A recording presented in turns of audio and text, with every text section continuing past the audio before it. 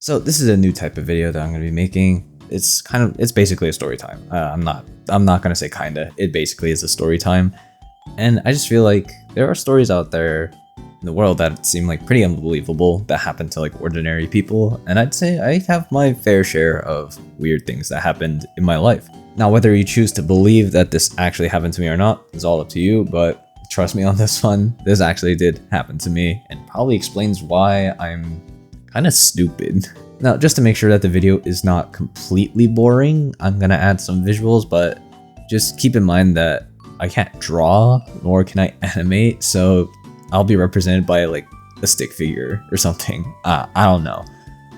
But yeah, you'll see it cutting in and out, but whatever. Let's just get the story started. Now, a full disclaimer, some details are very graphic, I will say, about this story, so if you have a weak stomach, click off the video, or have somebody summarize it for you if they watch this video. I don't know if people share my videos, but yeah. So a long time ago when I was a kid, I was like 4 or 5 when this happened.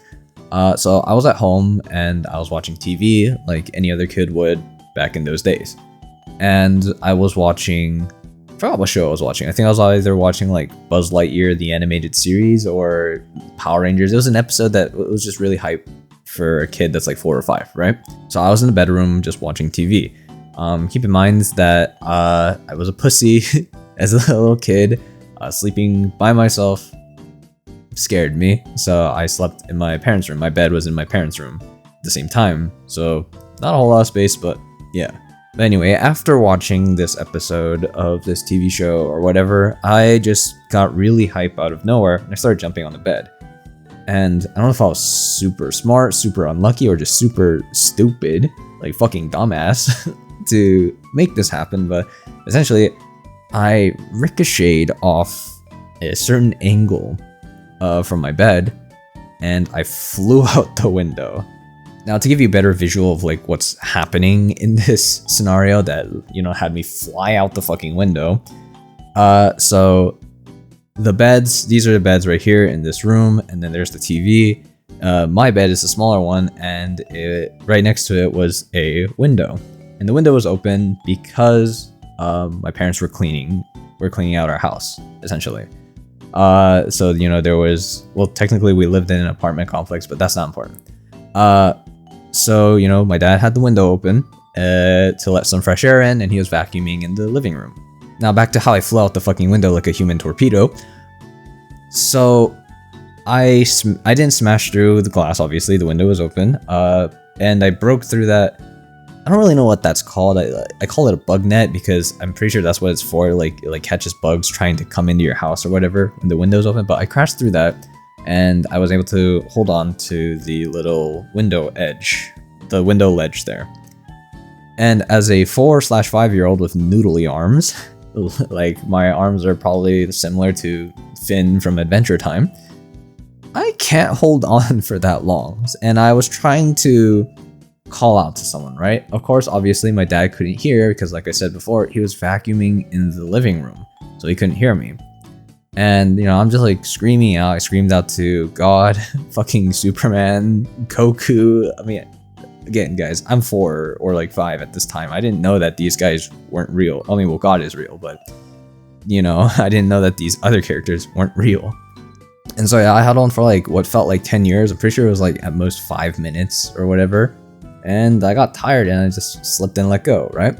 And I don't know, it's kind of funny to me, but obviously this is a very serious thing that happened. But basically, I slammed into the side of the apartment complex like 3 times. So it was like, and then the last one, like hit the, I guess like my body was like slowly rotating as I hit the complex. Because I did like a 1080 spin. Like give me like 5,000 points on Tony Hawk's for that, bro. And then I landed in a pile of pine straw. Now, what was really lucky about this is that the pine straw was literally right next to the road. So if I fell just a little bit over to the left, like to my left, I guess, I would have possibly died. But yeah, luckily enough, I landed in pine straw, and as far as I could see, at least, I had just a bunch of cuts and everything all over my body, and like a huge gash somewhere. I'm not trying to get too you know, too into detail for those of you who have a weak stomach. But yeah, so blood everywhere, crying. I can't really move because, again, I'm in pain.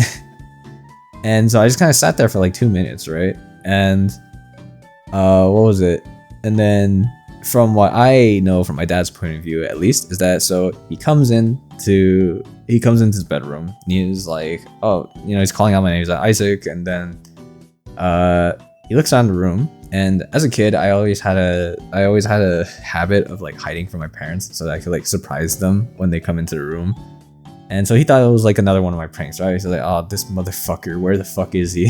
So he scans the room, and then he, you know, obviously he panics. He sees the broken window, net, rushes over, looks down, sees that I'm like Yamcha posing, like in the middle of this pine straw. And this man, like, I guess any worried parent would also be like this, but this man, like, instant transmission, like right next to me, picked me up and then brought me in, tried to clean out as many of my cuts as he could. And yeah, he called my mom. She was out for work, and she flew like 100,000 miles an hour on the highway to get back to see me. So yeah, we went to the hospital, obviously, and you know, I got a bunch of scans and everything. I got x-rays and everything just to make sure that like nothing broke. I didn't like nothing, no concussions, nothing like that, you know. Might explain why I think I have brain damage maybe though this fall, but whatever. But yeah, that happened to me, and basically I was really lucky. The doctor said that I was really lucky that I only got away with like a bunch of these gashes and these cuts because, and it's not that easy to break toddlers' bones. I mean, also, I don't know why you would want to break a toddler's bones in the first place, you fucking monster. But it's because when you're that young, your bones aren't fully set in. Like, they're very, like, flimsy and wobbly, so you technically do have noodle arms, essentially. And so, you know, it's really hard to break your bones because they're more flexible. They're more malleable, essentially. So yeah, the doctors are talking to my parents. Obviously, I don't know what the fuck's going on except for the fact that I've been injured, and I was also distracted because I was watching TV in the hospital room. I was watching The Simpsons.